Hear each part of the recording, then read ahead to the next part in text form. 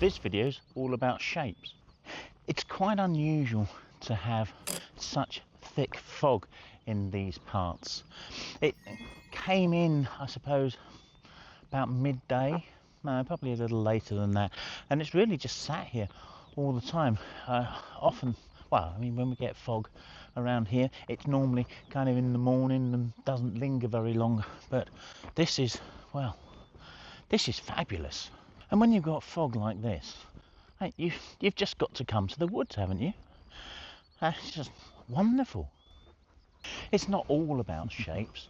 A lot of it's going to be purely about the way in which the fog kind of interacts with these wonderful scenes. Just look at that avenue behind. It's wonderful, and of course, it's whiz you around, and there's another one here as well. Well, I say another one. It's the same avenue, isn't it? I've just turned around. Oh, what a pit. Look, 2 avenues for the price of 1. How's that? That's got to be worth a like, isn't it? So the tree that I'm interested in here, in terms of just the shape, is this one that's there. And just as I pointed it, the camera adjusts its exposure, and it blights it out. But it's about the way in which it's got some shape and some structure coming up. So the main trunk from here appears as it kind of splits into 3, and it's quite interesting.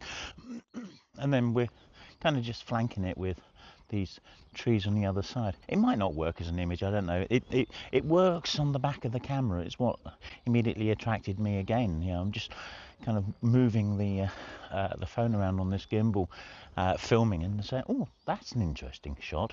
And what I'm trying to do here is get the bottom edge of the shot with these roots, just a little bit of detail down there, and yeah, just something quite ethereal.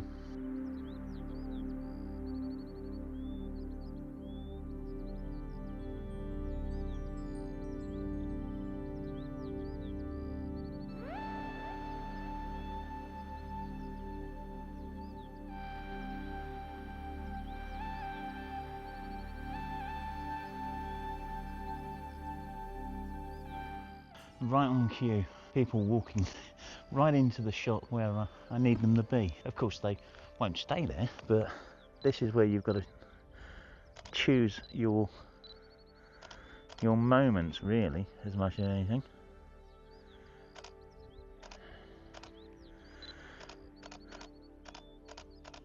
Or you just run off a burst of images in the hope that you get something that's kind of right.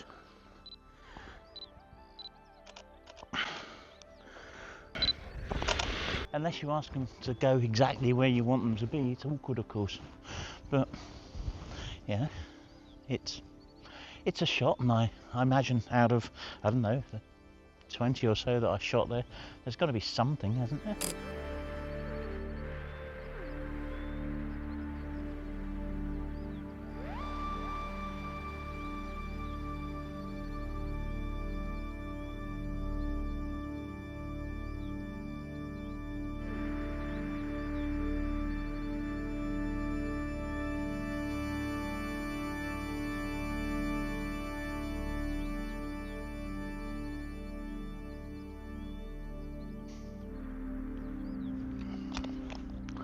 The fog completely changes your perception of things.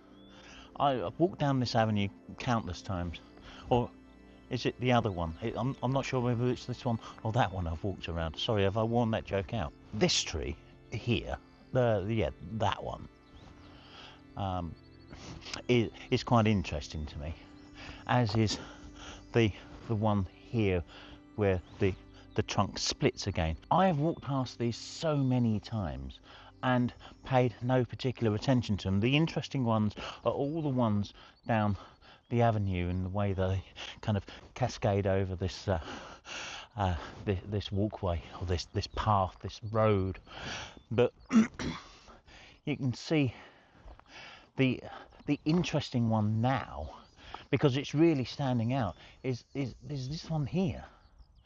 And you just wouldn't see it any other time, or rather you might, but it just wouldn't stand out. You know, there's nothing to shoot with it.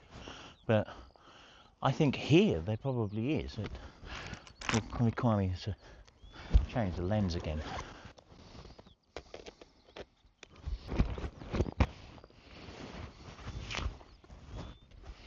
We're getting some nice depth from the fog, deliberately overexposing, not just exposing to the right, but yeah, really kind of emphasising the brightness. Not that there's a great deal of brightness here, but we need to pick up that fog, and the easiest way of doing that is to just, even so, when I say there's not a lot of light, let's just push that ISO up, because I was only getting a 40th of a second there, and I wasn't noticing because I was gassing. We're still going to make sure we get some isolation here. I'm going to do a portrait and a landscape of this, and I'm not sure about catching. Actually, that's even better, I think. Nice wide shot. I've also set the camera in a 16:9 aspect ratio, which you may have already noticed on the shots I've taken. This is very much to get a really nice letterboxy wide feel to something without getting too much height on the shots, and that's important a lot in woodland, of course, because we don't want too much sky. Everything looks like sky right now, of course, but it's given me a nice frame of emphasis, if that means anything. It meant something to me before I said it, but truly, now I try and analyse it, I really don't know. Anyway, it's a nice shot. We've got the landscape one, at least, is nice. Tree, main subject, couple of trees over there, and there's a nice little breathing space to it, and I like it.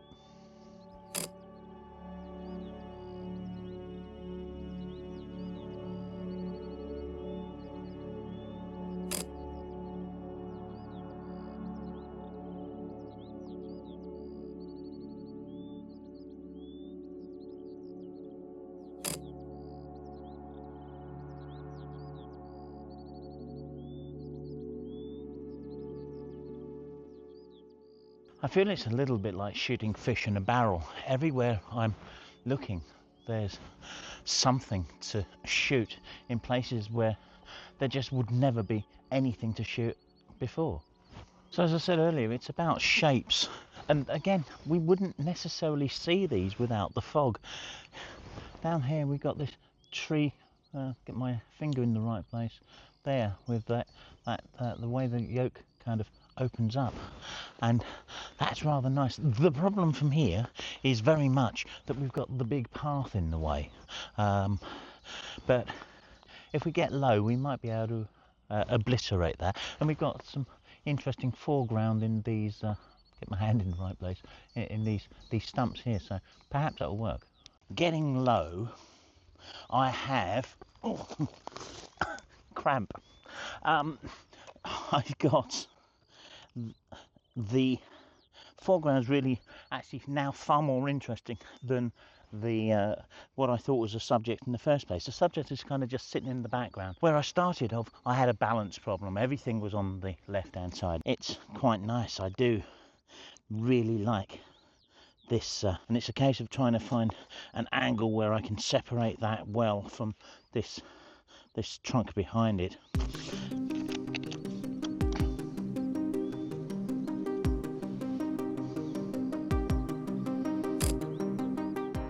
So you'll notice this doesn't include that tree stump.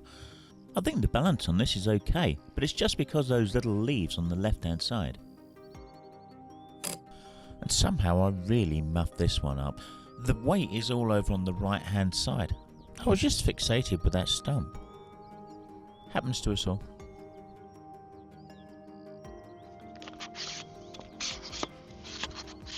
God, that's crunchy. Why am I using a tripod? It's just getting too dark.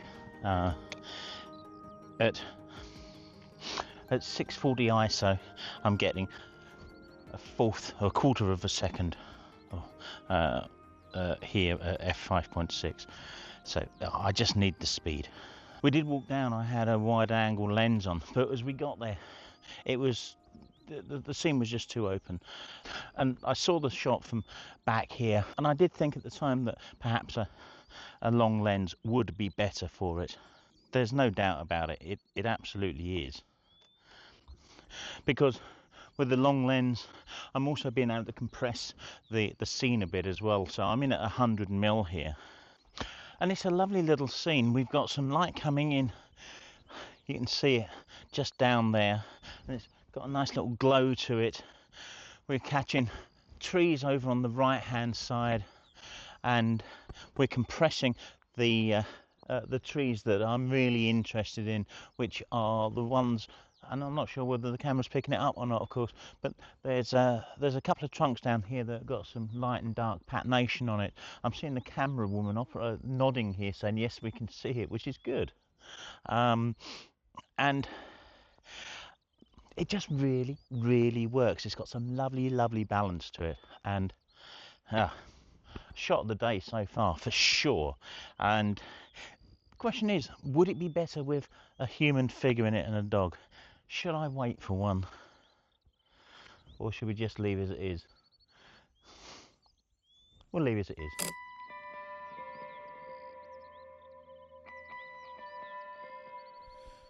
Well, this shot was very much like so many of the others that I shoot. It just looked great on camera, and I got it back and I wasn't that happy with it. So I've edited here and there. Now, I haven't done anything serious with it, but it's turned into something that I really do rather like. But it also works really well as a mono.